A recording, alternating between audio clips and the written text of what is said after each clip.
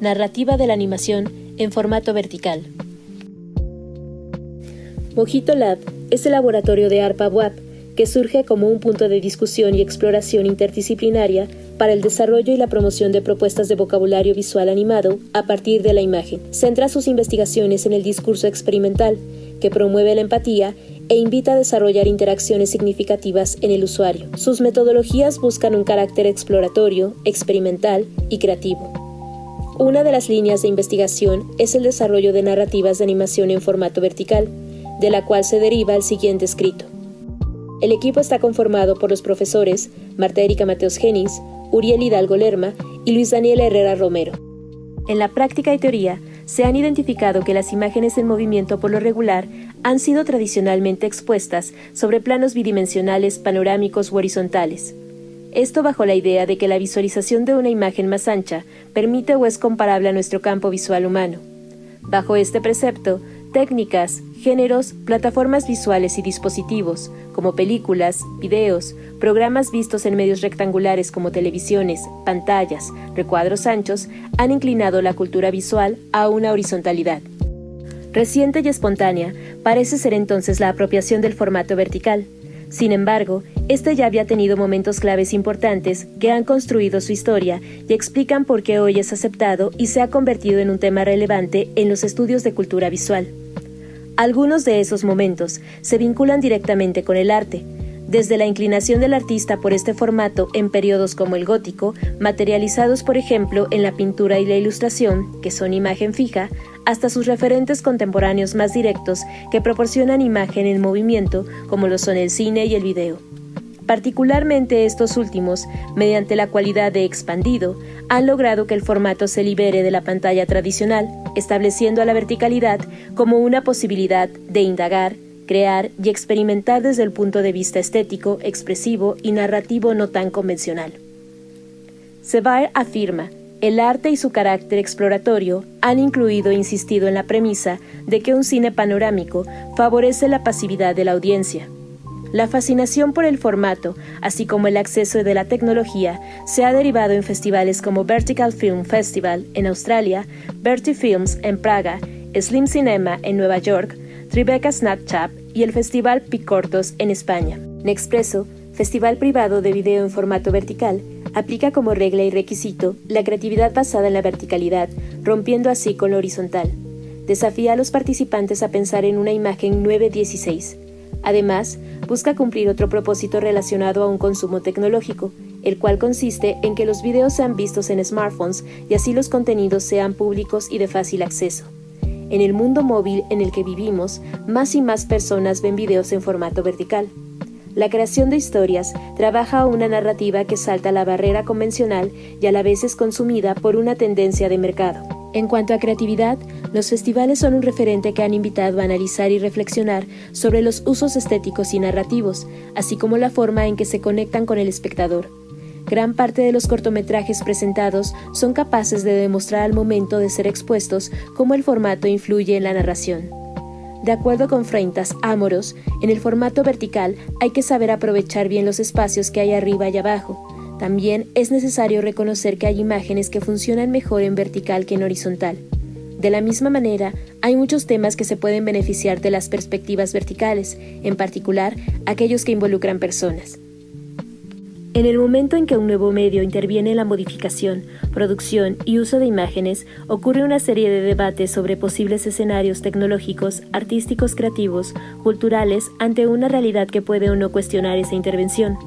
Ambrose y Breuil refieren el término civilización de la imagen, señalando que las representaciones o simulacros de mayor interés y su uso son aquellos pertenecientes a los entornos tecnologizados. En la relación imagen-smartphone, Ross apunta que el primer cambio fue desarrollar pantallas más pequeñas que los formatos tradicionales, computadora, televisión y prensa.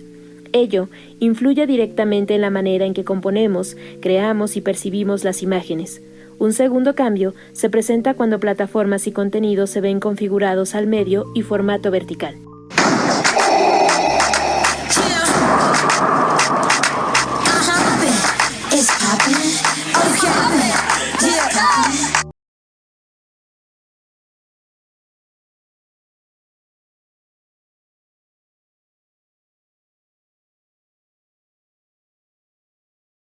formato vertical como una posibilidad de explorar las narrativas visuales de la animación. La animación, a pesar de su corta historia, ha atravesado por momentos significativos que le han permitido construirse y extender su definición a lo que actualmente es.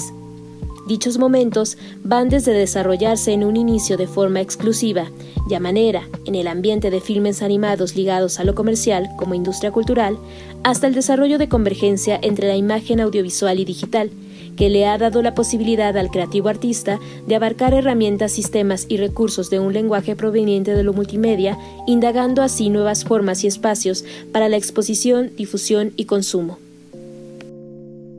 El fenómeno de formato vertical, aplicado en animación, permite desarrollar estímulos visuales que han sido poco tratados debido a un predominio del formato horizontal. La animación en formato vertical cuestiona y explora los elementos o técnicas visuales de la imagen en movimiento, de planos y secuencias que posibilitan estructurar y percibir de otra forma la animación en sí y su narrativa. Basándonos en el tipo de animación a emplear y otros elementos técnicos como audio, el cual englobaría diálogos, música, sonidos ambientales por mencionar algunos, en la narrativa visual de la animación se pueden desglosar 4 puntos para su análisis. 1. La composición de la imagen. 2. Los movimientos generados dentro de esta. 3. Los que están relacionados con planos y tomas. 4. El montaje dado entre cada imagen, que obedece a una situación de edición. La primera, que es la composición, es entendida como la disposición de los elementos de la imagen colocados para que el espectador usuario distinga lo que se quiere comunicar. La segunda refiere a las acciones dadas a través de los movimientos que desarrollan los personajes, objetos o ambientes del relato que se ven a cuadro, el llamado encuadre. La tercera consiste en el lenguaje de tomas y planos y movimientos de cámara, el famoso lenguaje de cámara. La cuarta identifica las transiciones que generan una continuidad en el relato mismo. Estas dos últimas relacionan a las dos primeras al ritmo de la narración. Para nuestro estudio, nos centraremos en algunas observaciones realizadas en estos puntos. Con respecto a planos y tomas en lenguaje vertical, de acuerdo a Seville, el encuadre vertical nos obliga a pensarlo previamente. Obliga a analizar la forma en que se establece una narrativa atractiva que resalte puntos de la imagen ejecutante que conforma la narración.